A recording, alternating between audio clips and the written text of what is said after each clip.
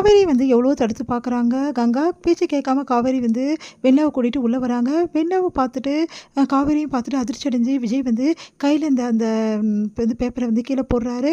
அவரால தாங்கிக்க முடியல. "ஒண்ணுமே புரியல வெண்ணிலாவா?" அப்படின்னு சொல்லிட்டு அதிர்ச்சி அடைகிறாரு. தாத்தாவும் அதிர்ச்சி அடைகிறாரு. வெண்ணிலா ஓடி வந்து விஜயோட கைய பிடிக்கிறாங்க. இத பார்த்த காவேரி வந்து அப்படியே நிற்கிறாங்க சிலையா. "என்னாச்சும்மா இந்த பொண்ணு எப்படின்னு?" சொன்னா நடந்த விஷயத்த எல்லாத்தையுமே வந்து காவேரி சொல்றாங்க. தாத்தா அதிர்ச்சி அடைகிறாரு. எல்லாருமே அதிர்ச்சி அடைகிறாங்க. இதே சூழ்நிலையில கங்கா என்ன பண்றாங்க, அவங்க அம்மா கிட்ட எல்லா விஷயத்தையும் சொல்லி கூட்டிட்டு வராங்க. இங்க வந்து என் பொண்ணோட வாழ்க்கை இப்படி ஆயிடுச்சுன்னு சொல்லிட்டு சாரதா வந்து நியாயம் கேட்குறாங்க. அவள மன்னிச்சிடுங்க. தயவு செய்து வந்து இந்த பொண்ண அனுப்பிச்சிடுங்க. அவ செஞ்ச தப்புக்கு நான் மன்னிப்பு கேட்குறேன் அப்படின்னு சொல்லிட்டு சொல்றாங்க சாரதா. உடனே வந்து அது எப்படி முடியும்? இந்த பொண்ணு வந்து விஜய் வந்து லவ் பண்ணியிருக்கா. விஜயும் இந்த பொண்ண லவ் பண்ணியிருக்காரு. இவ்வளோ தூரம் இவங்க 2 பேரும் வந்து லவ் பண்ணியிருக்காங்க. இப்ப இந்த உங்க பொண்ணு ஒரு காரணத்துக்காக அனுப்பிச்சிடுவாங்களா அவங்க?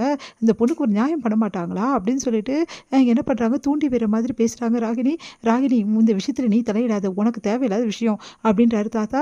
உடனே வந்து சாரி தாத்தா நான் சொல்ல வேண்டியது சொல்லிட்டேன் அப்படின்றாங்க. உடனே வந்து தாத்தா எல்லார்கிட்டயும் சொல்றாரு, இங்க பாருங்க எல்லாரும் கேளுங்க. இதனால இந்த பொண்ணால வந்து விஜய் காவேரி உறவுல எந்த பிரச்சனையும் வராது.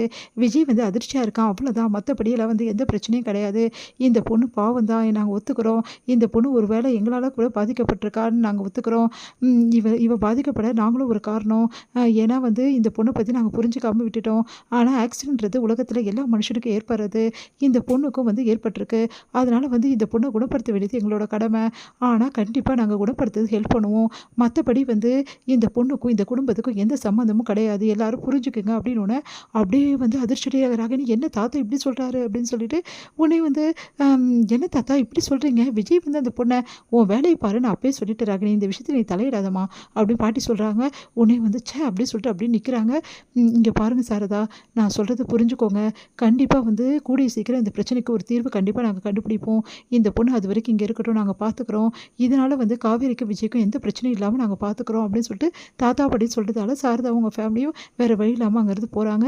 இந்த விஜய் வந்து காவேரியை பார்க்குறாரு. ஒண்ணும் புரியாம யோசிக்கிறாரு. உடனே வந்து பாட்டி என்ன பண்றாங்க, அந்த பொண்ண கூட்டிட்டு உள்ள போறாங்க. விஜய் வந்து காவேரி பார்க்குறாரு. காவேரி வந்து விஜய் கிட்ட வந்து சொல்லாம மனசுலயே அப்படியே வந்து, "உங்களுக்கு வந்து குடுக்க வேண்டிய கிஃப்ட்ட நான் குடுத்துட்டேன். உங்களுக்கு பிடிச்ச கிஃப்ட்டு, உங்க லைஃப் லாங் வந்து இருக்கிற கிஃப்ட்டு. அது மட்டும் கிடையாது. நீங்க வந்து மிஸ் பண்ண எல்லா விஷயத்தையும் உங்களுக்கு குடுக்குறது ஒரு பொண்டாட்டியோட கடமை. அத நான் பண்ணிட்டேன்னு நெனைக்கிறேன்." அப்படின்னு சொல்லிட்டு மனசுலயே வந்து அப்படியே அழறாங்க. விஜய்க்கு என்ன பண்றதுன்னே தெரியல. அப்படியே காவேரிய பார்த்து, "காவேரி" அப்படின்னு சொல்ல வராரு. எதுவுமே சொல்லாம காவேரி வந்து, தாத்தா கொஞ்ச நேரம் நான் வெளிய போயிட்டு வரேன் தாத்தா" அப்படின்னா, "எங்கம்மா?" அப்படின்றாங்க. "இல்ல தாத்தா கொஞ்சம் மனசு சரியில்ல. அதனால அம்மா வீட்டு வரைக்கும் தான் தாத்தா. வேற ஒண்ணும் இல்ல. அம்மா வீட்டு வரைக்கும் நான் போயிட்டு வந்துடுறேன். சரிம்மா, உடனே வந்துடணும். புரியுதா?" அப்படின்றாரு. "சரிங்க தாத்தா" சொல்லிட்டு விஜய பார்த்துட்டு அப்படியே காவேரி கிளம்புறாங்க. விஜய்க்கு ஒண்ணுமே புரியல. தலைய வந்து கையில வச்சுக்கிட்டு அப்படியே தலைய பிடிச்சுக்கிட்டு அப்படியே உட்காந்துடுறாரு. அப்ப தாத்தா வந்து, "என்ன விஜய் ஏன்பா இப்படி இருக்க?" அப்படின்னோனே, "எனக்கு ஒண்ணுமே புரியல தாத்தா. என் வாழ்க்கையில என்ன நடக்குதுன்னே எனக்கு ஒண்ணும் புரியல. காவேரி ஏன் தாத்தா புரிஞ்சுக்காம இப்படி பண்ணியிருக்கா?" அப்படின்னு எனக்கும் அதான்ப்பா புரியல. "காவேரி உன்ன தப்பா அண்டர்ஸ்டாண்ட் பண்ணியிருக்காப்பா. அத மட்டும் ஞாபகம் வச்சுக்கோ." தாத்தா காவேரி வந்து நானு இப்படி பண்ணுவான்னு நெனச்சு கூட பார்க்கல தாத்தா. யாருமே இப்படி பண்ணுவாங்கன்னு நெனச்சு பார்க்க மாட்டாங்கம்மா. எந்த பொண்ணுமே வந்து எடுக்காத ஒரு முடிவ காவேரி எடுத்திருக்கா. ஏன்னா எல்லாருமே சுயநலமா தான் வாழணும்னு நெனைப்பாங்க. ஆனா காவேரி அந்த வெண்ணிலாவ பாவம் பார்த்துருக்கா.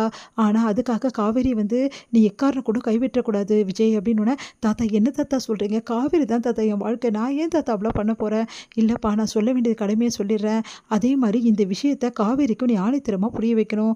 காவேரி உன் மேல இப்போ நம்பிக்கை இல்லாம தான் இருக்கான்னு நெனைக்கிறேன். அதனால தான் இந்த முடிவு எடுத்திருக்கா.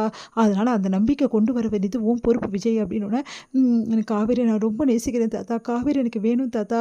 காவேரி வந்து தப்பா நெனச்சுட்டு இருக்கா தாத்தா. அப்படிலாம் இல்ல தாத்தா. நான் வெண்ணிலாவ மறந்துட்டேன்ற விஷயத்த ஏன் தாத்தா காவேரிக்கு வந்து சொல்லி புரிய வைக்க முடியல என்னால. நீ தான்ப்பா புரிய வைக்கணும். நாங்கலாம் புரிய வச்சாலும், யாரு புரிய வச்சாலும் காவேரி கேட்டுக்க மாட்டாப்பா. நீ புரிய வச்சா மட்டும் தான் காவேரி ஏத்துப்பா. நீ அவளுக்கு சொல்லி புரிய வைக்கிறியோ, இல்ல என்ன பண்றியோ தெரியாது. ஆனா காவேரி உன்ன நம்பணும். எக்காரணம் கொண்டும் வெண்ணிலாவும் நீயும் வந்து சேர்ந்துருவீங்க.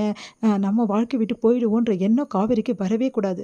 காவேரி தான் இந்த வீட்டு மருமக, உன் பொண்டாட்டி. இது ஞாபகம் இருக்கணும் விஜய் உனக்கு அப்படின்னோனே, "தாத்தா எனக்கு தெரியாதா தாத்தா. காவேரி தான் தாத்தா என் உலகம். அவளுக்கு நான் புரிய வைக்கிறேன் தாத்தான்னு" யோசிக்கிறாரு விஜய். இதோட முடியுது.